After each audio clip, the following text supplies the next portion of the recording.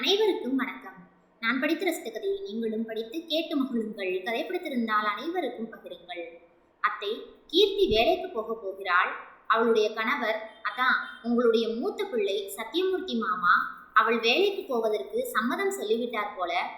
கீர்த்தி எப்படி உங்க பையனை சம்மதிக்க வைத்தாள் என்று எனக்கு தெரியவில்லை. அவள் மட்டும் வேலைக்கு சென்று கை நிறைய சம்பாதிக்க ஆரம்பித்து விட்டால் அவளை கையில் பிடிக்கவே முடியாது. அது மட்டும் இல்லாமல் வீட்டில் இருக்கக்கூடிய வேலைகளை எல்லாம் யார் பார்ப்பது? நீங்கள் தான் பார்க்க வேண்டும்.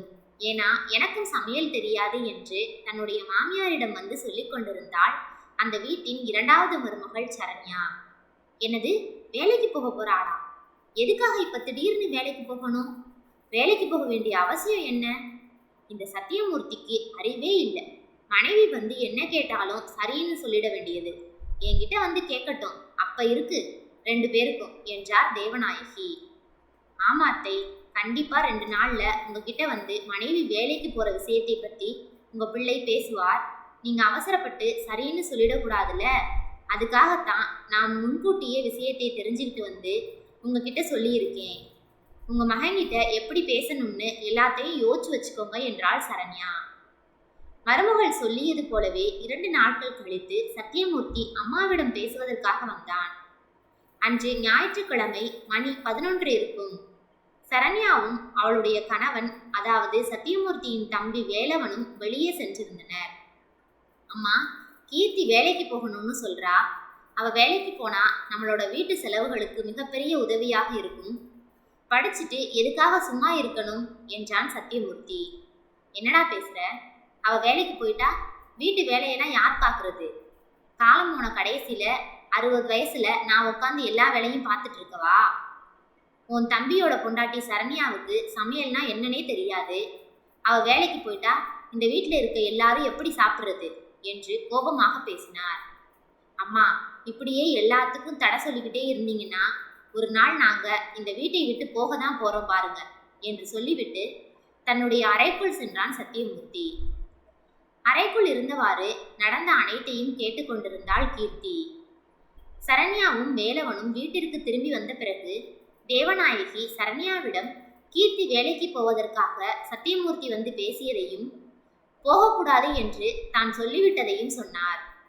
அத்தை, எவ்வளவு தெளிவா பிளான் பண்ணியிருக்காங்க பார்த்தீங்களா?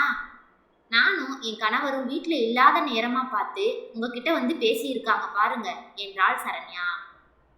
நீ சொல்றதெல்லாம் சரிதான். எதுக்கும் அவகிட்ட ஜாக்கிரதையா இருக்கணும். எப்ப என்ன பண்ணுவான்னு தெரியல என்றார் தேவநாயகி. ஆமா அத்தை, நம்ம 2 பேருமே ஜாக்கிரதையா இருக்கணும் என்று சொல்லிவிட்டு தன் அறைக்குள் சென்றாள் சரண்யா. சில மாதங்களுக்கு முன் கீர்த்தியின் புகைப்படத்தை பார்த்த பிறகு தேவநாயகி சத்தியமூர்த்தி இருவருக்கும் பிடித்து போனது. நேரில் பெண் பார்ப்பதற்காக சென்றிருந்தனர். அப்போது சத்தியமூர்த்தியின் தம்பி வேலவனும் அவர்களுடன் சென்றிருந்தான். கூட்டத்தில் இருந்த பெரியவர் ஒருவர் யதார்த்தமாக 2 குடும்பத்துக்கும் பிடிச்சு போச்சு. இந்த கல்யாணத்தை பேசி முடிக்கக்கூடிய இந்த நேரத்துல உங்களுக்கு 2வது பையன் இருக்கான். இந்த வீட்லேயும் 2வது பொண்ணு இருக்கு. அவங்களுக்கும் பிடிச்சிருக்கான்னு கேட்டா ஒரே மேடையில் 2 கல்யாணத்தையும் நடத்தி விடலாம் என்றார்.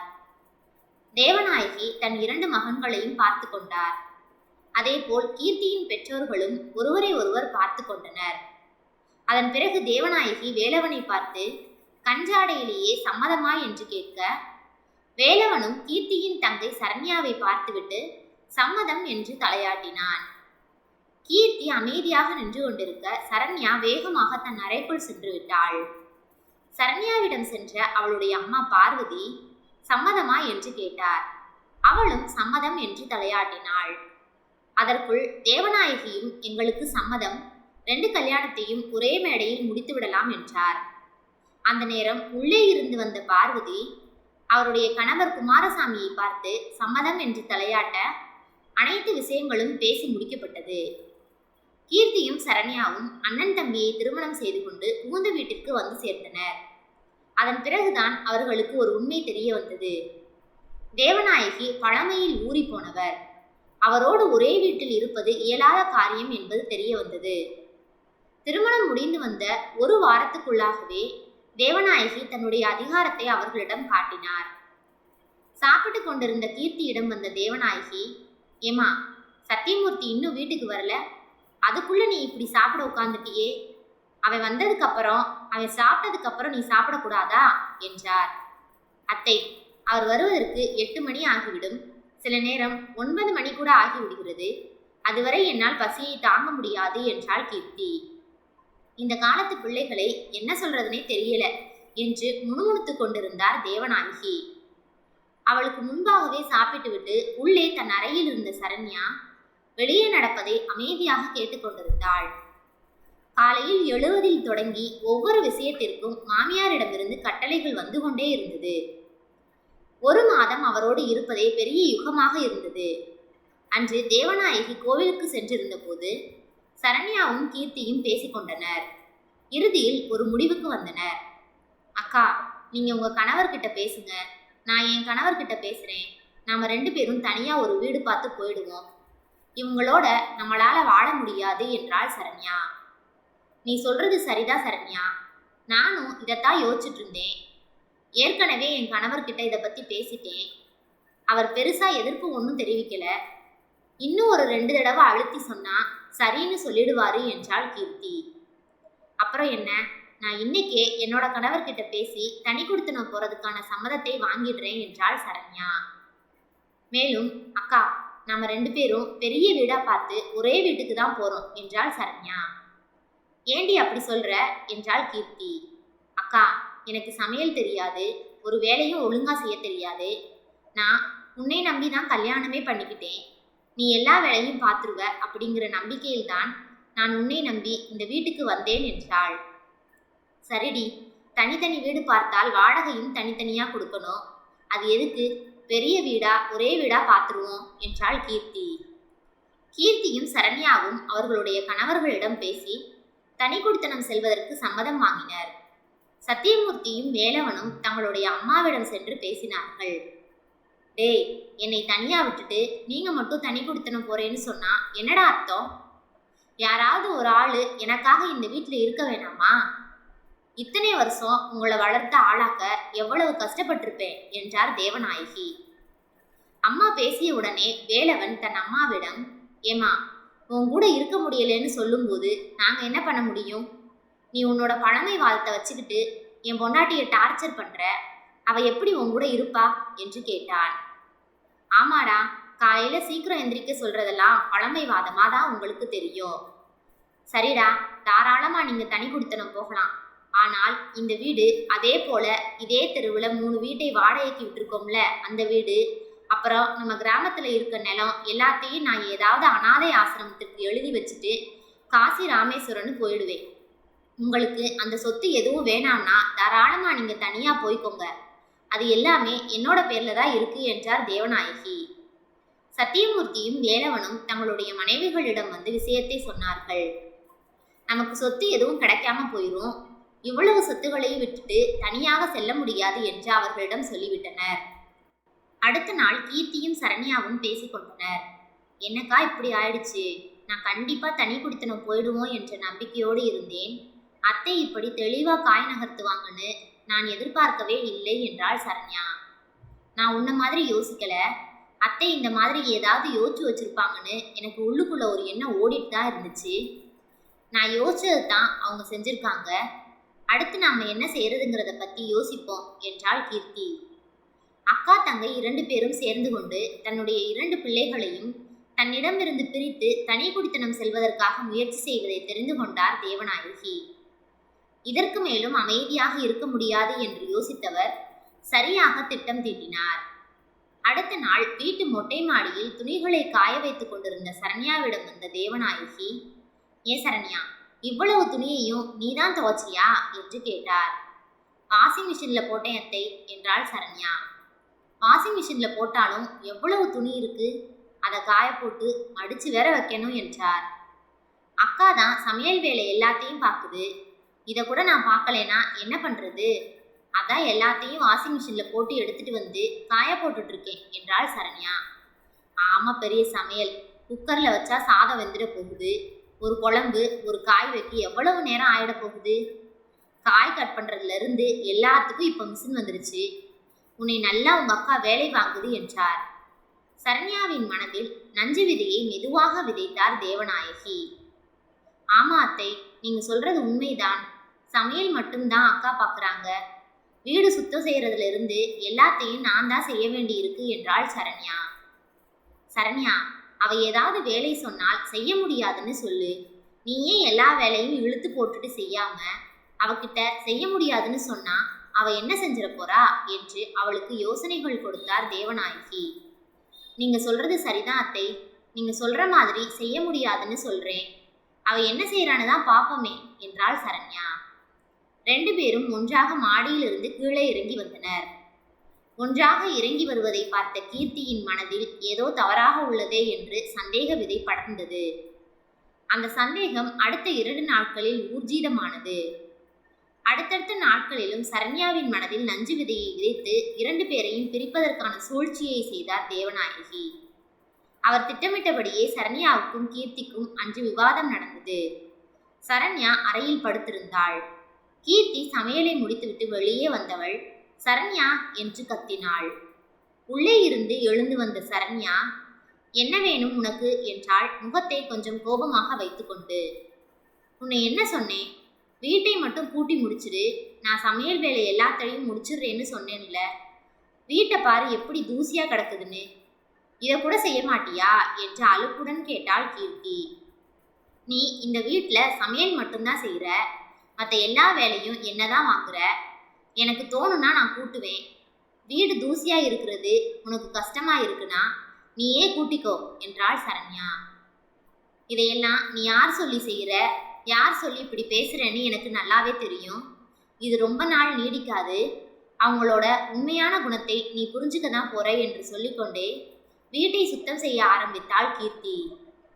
அக்கா சொல்வதை காதில் வாங்காமல் பழையபடி தன் அறைக்குள் சென்று படுத்துக்கொண்டாள் சரண்யா. இப்படிப்பட்ட சூழ்நிலையில்தான் வேலைக்கு போகலாம் என்ற முடிவை எடுத்திருந்தாள் கீர்த்தி. அதற்கு முட்டுக்கட்டை போட்டாள் சரண்யா.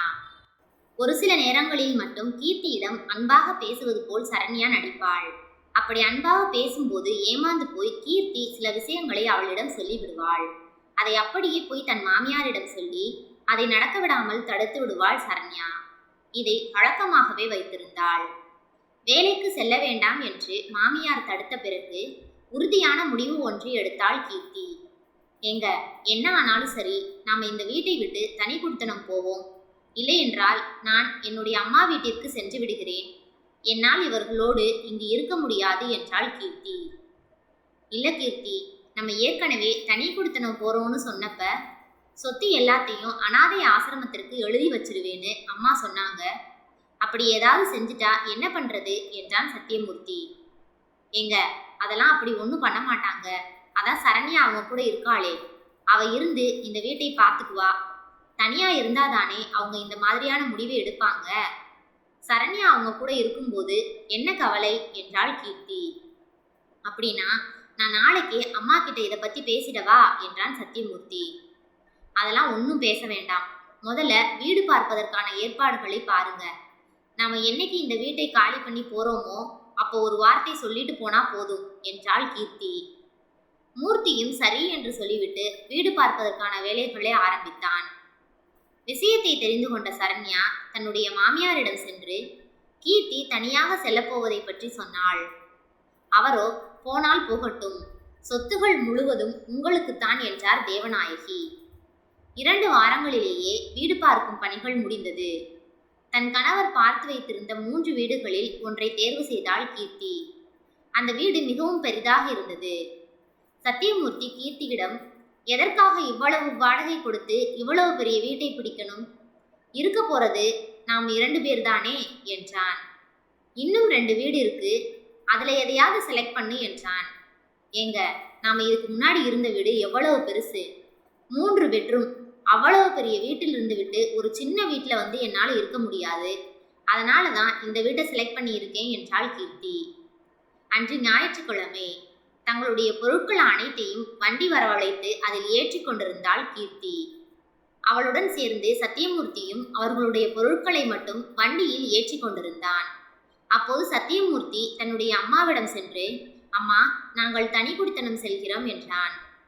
தேவநாயகி அமைதியாக இருந்தார். கீர்த்தியும் மாமியாரிடம் சொல்லிவிட்டு இருவரும் வீட்டை விட்டு கிளம்பினார்கள். ஏற்கனவே பார்த்து வைத்த வீட்டிற்கு சென்று தங்களுடைய வாழ்க்கையை வாழ ஆரம்பித்தனர். சத்தியமூர்த்தியின் மனதுக்குள் மட்டும் ஒரு நெருடல் இருந்து கொண்டே இருந்தது. இவ்வளவு சொத்துகளையும் தன்னுடைய தம்பிக்கு எழுதி வைத்து விட்டால் என்ன செய்வது என்று அவன் மனம் அடிக்கடி அதை பற்றியே சிந்தித்துக் கொண்டிருந்தது. அவர்கள் சென்ற ஒரு வாரத்தில் சரண்யாவுக்கும் தேவநாயகிக்கும் பிரச்சனைகள் ஆரம்பித்தன. சமையல் வேலைகள் அனைத்தையும் தேவநாயகி பார்க்க வேண்டியதா இருந்தது. ஏனென்றால் சரண்யாவுக்கு சமையல் பற்றி எதுவும் தெரியாது. அதே நேரத்தில் வீட்டில் இருக்கக்கூடிய மற்ற வேலைகளை தேவநாயகி சரண்யாவிடம் சொல்லும்போது அதெல்லாம் என்னால் முடியாது என்று சொல்லிவிட்டு தன் அறைக்குள் சென்று விடுவாள். இப்படியே தொடர்ந்து நடந்தது. கோபத்தில் கத்தத் தொடங்கினார் தேவநாயகி. உன்னுடைய இஷ்டத்துக்கு இங்கே இருக்க முடியாது. நான் சொல்றபடி கேட்டு இருக்கிறதுனா இங்கே இரு, இல்லைனா நீயும் உங்க அக்கா மாதிரி தனியா போயிடு. உன்னை யாரும் இங்கே தான் இருக்கணும்னு கட்டாயப்படுத்தி இருக்க வைக்கல என்றார். ஓ, அந்த அளவுக்கு போயிடுச்சா? நல்லா அன்பா பேசுற மாதிரி பேசிட்டு இப்ப எப்படி பேசுறீங்க? இருங்க, என்னோட கணவர் வரட்டும், நாளைக்கே நாங்க இந்த வீட்டை காலி பண்ணி போயிடுறோம் என்று நினைத்து கொண்டாள் சரண்யா. வேலவன் வந்த பிறகு கண்ணீரோடு நடந்த விஷயங்கள் அனைத்தையும் சொல்லி முடித்தாள் சரண்யா. நாளைக்கே இந்த வீட்டை விட்டு போகணுங்க, என்னால் இந்த வீட்டில் இருக்க முடியாது என்றாள். நீ சொல்றது சரிதான், ஆனால் நாளைக்கே போகணும்னா எப்படி போக முடியும்? வீடு புதுசா வீடு பார்க்க வேண்டாமா என்றான் வேலவன். அதெல்லாம் ஒன்றும் வேணாம், அதான் கீர்த்தி அக்காவோட வீடு அவ்வளவு பெருசா இருக்கே, அவங்க இருக்க வீட்டுக்கே போயிடுவோம். அக்கா ஒன்றும் சொல்லாது, நான் வேணும்னா அக்கா கிட்ட பேசிக்கிறேன் என்றாள். வேலவன் சற்று யோசிக்க, என்ன யோசிக்கிறீங்க? உங்க அண்ணன் ஏதாவது சொல்லுவாங்கன்னு யோசிக்கிறீங்களா என்று கேட்டாள். அண்ணன் ஒன்றும் சொல்லாது, உங்க அக்கா தான் உன்னை ஏதாவது சொல்லிட்டா சங்கடமாயிடுமே, அதை பத்தி தான் யோசிக்கிறேன் என்றான். அதெல்லாம் அக்கா ஒன்றும் சொல்லாது, அப்படியே சொன்னாலும் பரவாயில்லை என்றாள் சரண்யா. அடுத்த நாளே வண்டியை வரவழைத்து அவர்களுடைய பொருட்களை மட்டும் ஏற்றிக்கொண்டு கீர்த்தியின் வீட்டிற்கு சென்றனர். வீட்டிற்கு வந்த சரண்யாவை பார்த்த பிறகு கீர்த்தி பெரிதாக தன் கோபம் எதையும் காட்டிக்கொள்ளவில்லை. சந்தோஷமாகவே வீட்டுக்குள் அவர்களை வரவேற்றாள். நிம்மதி பெருமூச்சு விட்டு கொண்டான் வேலவன். அதன் பிறகு அன்று இரவு அனைவரும் வீட்டில் உட்கார்ந்து இருக்கும்போது வேலவன் சத்தியமூர்த்தியிடம், அண்ணே, அம்மா எல்லா சொத்தையும் அனாதை ஆசிரமத்திற்கு எழுதி வச்சுட்டாங்கன்னா என்னென்ன பண்றது? கோவத்துல அவங்க செஞ்சாலும் செய்வாங்க என்றான் வேலவன். தம்பி, எனக்கும் அதே யோசனை தான். இங்கே வந்த நாள் முதல் அந்த யோசனை இருந்துட்டு தான் இருக்கு என்றான் சத்தியமூர்த்தி. உடனே குறுக்கிட்ட சரண்யா, அதெல்லாம் ஒன்றும் எழுதி வைக்க முடியாது. உங்க பேர்ல தான் சொத்து எல்லாம் இருக்கு. அவங்க எப்படி உங்களோட அனுமதி இல்லாம அனாதை ஆசிரமத்திற்கு எழுதி வைக்க முடியும் என்று கேட்டாள் சரண்யா. என்ன சொல்ற என்று அதிர்ச்சியுடன் கேட்டான் வேலவன். ஆமா, உங்க அப்பா சாகிறதுக்கு முன்னாடி சொத்து எல்லாத்தையும் உங்க 2 பேர் பேர்லையும் உயில் எழுதி வச்சுட்டார். உங்க 2 பேரோட அனுமதி இல்லாம எந்த சொத்தையும் விற்க முடியாது என்றாள் சரண்யா. இதெல்லாம் உனக்கு எப்படி தெரியும் என்று கேட்டான் சத்தியமூர்த்தி. நானும் அத்தையும் நன்றாக பேசிக் கொண்டிருந்த போது இதையெல்லாம் தெரிஞ்சுக்கிட்டேன் என்றாள் சரண்யா. நிம்மதி பெருமூச்சு விட்டு கொண்டான் சத்தியமூர்த்தி. அப்பா, எனக்கு இப்பதான் நிம்மதியே வருகிறது. என்னதான் நான் சம்பாதிக்கிற பணமே போதும் அப்படின்னாலும் அத்தனை வீடு நிலம் எல்லாத்தையும் விட்டு கொடுக்க முடியுமா என்றான் சத்தியமூர்த்தி.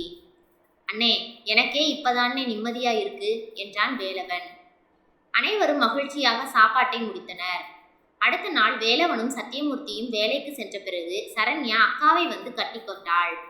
எப்படிக்கா, நீங்க சொன்ன மாதிரியே செஞ்சு அசத்திட்டனா என்று கேட்டாள் சரண்யா.